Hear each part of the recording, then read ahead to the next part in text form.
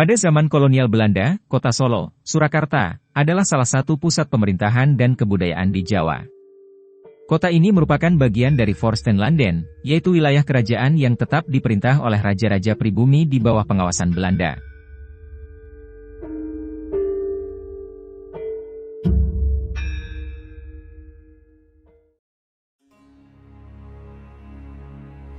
Selamat pagi, siang, sore dan selamat malam. Semoga selalu sehat, dan bahagia selalu, amin. Terima kasih yang sudah setia menyaksikan video-video dari kami. Jangan lupa subscribe, like dan share jika video-video dari kami bermanfaat. Untuk mempersingkat waktu, silahkan duduk yang manis, dan jangan lupa seduh kopi hitamnya.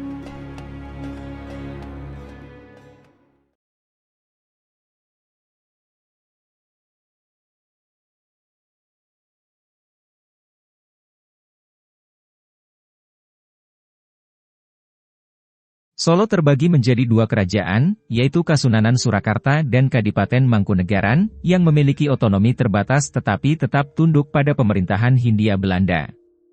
Belanda banyak memanfaatkan Solo sebagai pusat ekonomi dan perdagangan, terutama dalam industri batik, pertanian, serta jalur transportasi kereta api yang menghubungkan kota ini dengan wilayah lain. Selain itu, Solo juga menjadi pusat pergerakan nasional dengan munculnya tokoh-tokoh seperti Raden Mas Said dan perlawanan rakyat terhadap kolonialisme. Di sisi lain, arsitektur khas Eropa mulai masuk, terlihat dari bangunan-bangunan kolonial yang masih bisa ditemukan hingga sekarang. Secara keseluruhan, Solo pada masa Belanda adalah kota yang berkembang pesat, tetap menjaga kebudayaan Jawa, tetapi juga mengalami pengaruh kuat dari kolonialisme.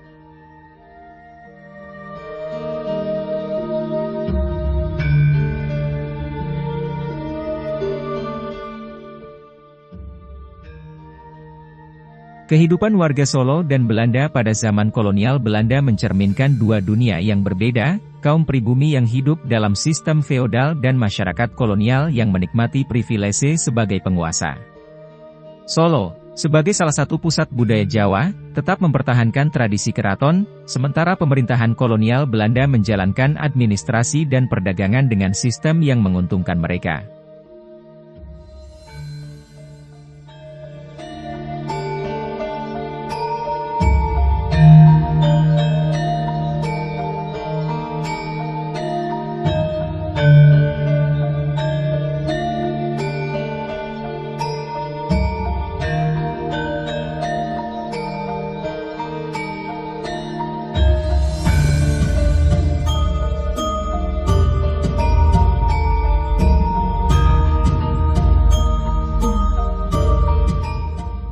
Kehidupan warga Solo.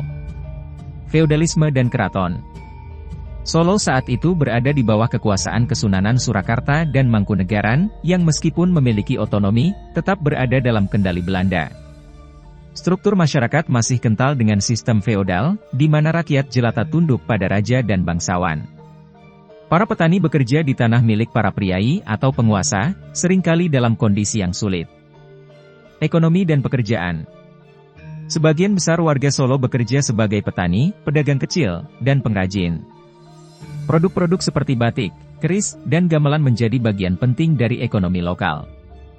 Namun, hasil bumi seperti gula, kopi, dan teh lebih banyak dikuasai oleh perusahaan-perusahaan Belanda, yang mengeksploitasi tenaga kerja pribumi melalui sistem tanam paksa. Kehidupan sosial dan budaya. Tradisi Jawa tetap kuat di Solo, dengan berbagai ritual keraton seperti sekaten dan grebek. Wayang kulit, tari Jawa, dan sastra tetap berkembang, meskipun di bawah bayang-bayang kolonialisme. Pendidikan masih terbatas, dengan hanya segelintir orang pribumi yang bisa mengakses sekolah Belanda.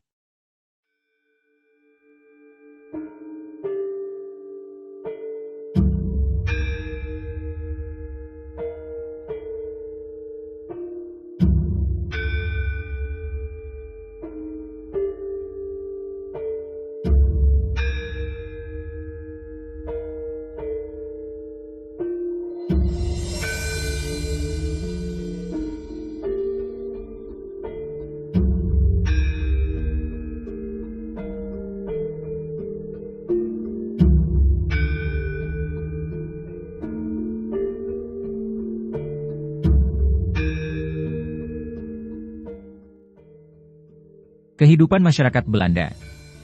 Gaya hidup kolonial. Orang-orang Belanda di Solo, yang umumnya pejabat pemerintah, pengusaha, atau militer, hidup dalam kemewahan. Mereka tinggal di rumah-rumah besar dengan pekarangan luas, seringkali di kawasan yang terpisah dari pemukiman pribumi. Kehidupan mereka diwarnai dengan pesta, pertemuan sosial di klub-klub eksklusif, serta hiburan seperti dansa dan pertunjukan musik klasik Eropa. Pekerjaan dan kekuasaan. Orang Belanda mendominasi sektor pemerintahan dan ekonomi. Mereka mengendalikan perkebunan, perdagangan, dan administrasi kota.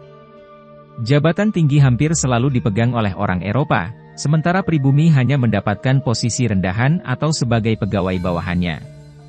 Pendidikan dan perbedaan sosial. Sekolah-sekolah Belanda seperti Europese Lagere School, ELS, hanya menerima anak-anak Belanda dan pribumi dari keluarga terpandang. Hal ini menciptakan kesenjangan sosial yang semakin tajam antara kaum kolonial dan penduduk asli.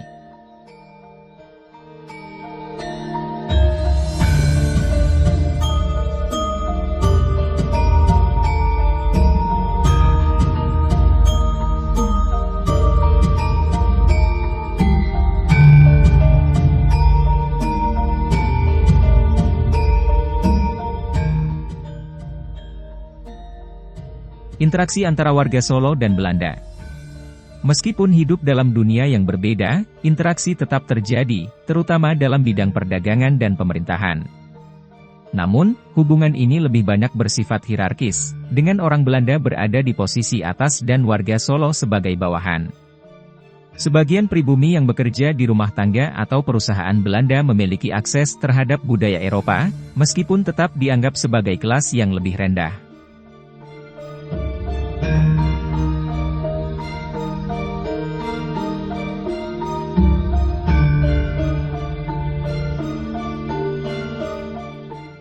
Kehidupan di Solo pada masa kolonial Belanda adalah gambaran dari ketimpangan sosial. Sementara warga pribumi hidup dalam keterbatasan dan pengaruh sistem feodal, orang-orang Belanda menikmati kehidupan yang nyaman di bawah perlindungan sistem kolonial. Namun, semangat nasionalisme perlahan tumbuh, terutama dengan munculnya pendidikan dan kesadaran politik di kalangan pribumi yang kelak menjadi cikal bakal pergerakan kemerdekaan Indonesia.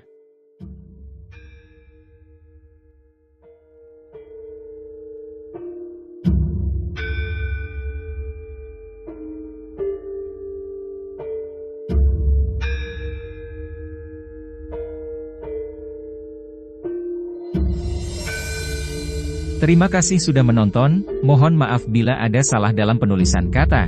Jangan lupa dukung channel ini dengan like, share, dan subscribe. Kalau ada ide atau saran, tulis di komentar. Sampai jumpa di video berikutnya.